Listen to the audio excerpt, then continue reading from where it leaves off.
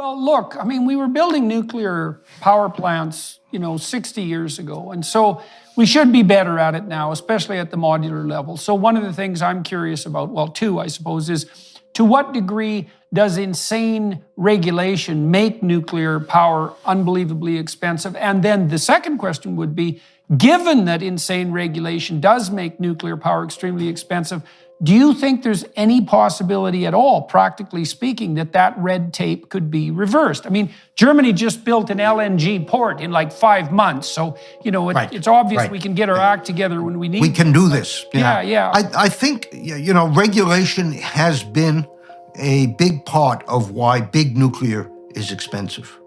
I'm all for making sure these things are safe. We have to do that. That's the primary consideration, and the industry believes that as well. The problem is that in the US, we have built every reactor custom built. They're all different, right? Even if the names are more or less the same, in detail they're different.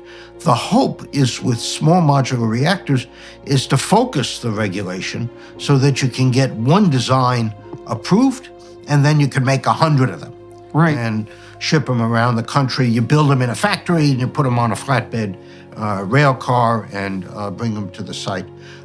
It would also ease the economics because you pay for the first one, and then you use the cash flow from it to finance the second one and the third one and so on at a site. Yeah, well, I'd read that Rolls-Royce is doing that. They've got a proposal. So Rolls-Royce is doing that, right? So in the U.S., there are two companies, I remember the name of one of them, called NuScale, and I think they hope to have the first one in the ground within the next 5 or 6 years.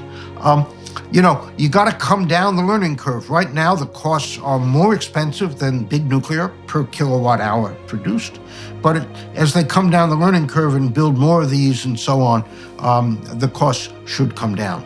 They'll still be more expensive than gas, for example, to make electricity, but at least you won't have the CO2 issues. The waste issue, which people talk about also with respect to nuclear, is a technically solved problem. Okay, how is it solved? Monitored retrievable storage. You put it underground, you monitor it, the waste decays, the heat from the waste decays. After 100 years, it's almost all gone, and then you can pull it back out if you needed the energy in it. We only burn about 5% of the uranium in the waste. That's there in the waste. And so it's soluble. So, okay, I started looking into the sorts of things we're talking about 10 years ago and maybe 15 years ago. Okay, so one of the things that really shocked me, well, there were two things. The first was that when I started looking into the energy and environment nexus in detail, I got more optimistic rather than less. And I thought, oh my God, things are a lot better than I thought they were. People are getting richer at a stunning rate. It looks like there's a positive relationship between population growth and wealth. The planet is cleaner and better off in many ways than it's been for a very long time. But there's real reasons for optimism.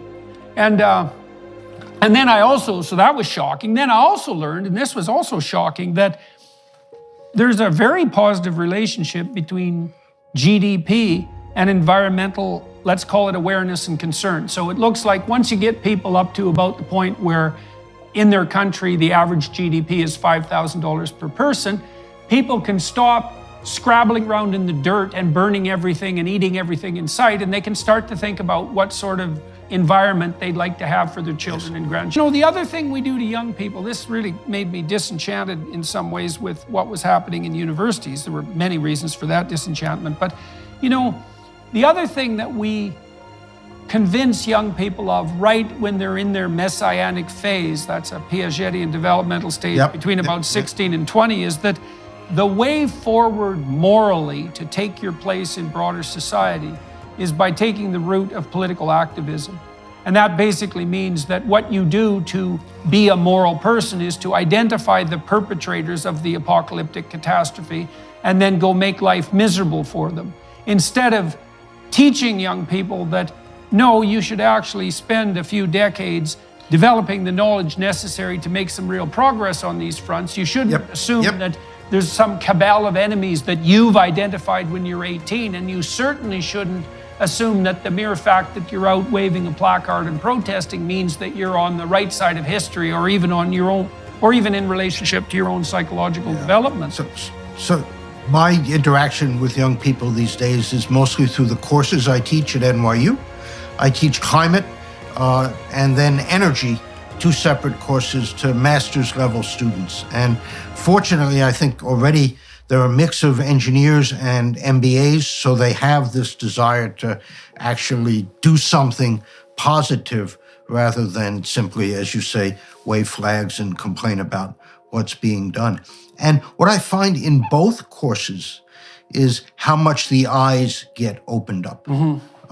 Whether it's about the climate science, which I teach almost entirely out of the IPCC and the research literature, or the energy, which I teach, both the technologies, the business, the regulation, and so on. And, I think it's gratifying to see eyes open up. That's one of the great benefits of being a teacher, as you know. But also it shows to me that people can spend a little bit of time to learn some of these basics and then be critically questioning, inquisitive about these very complicated but important subjects.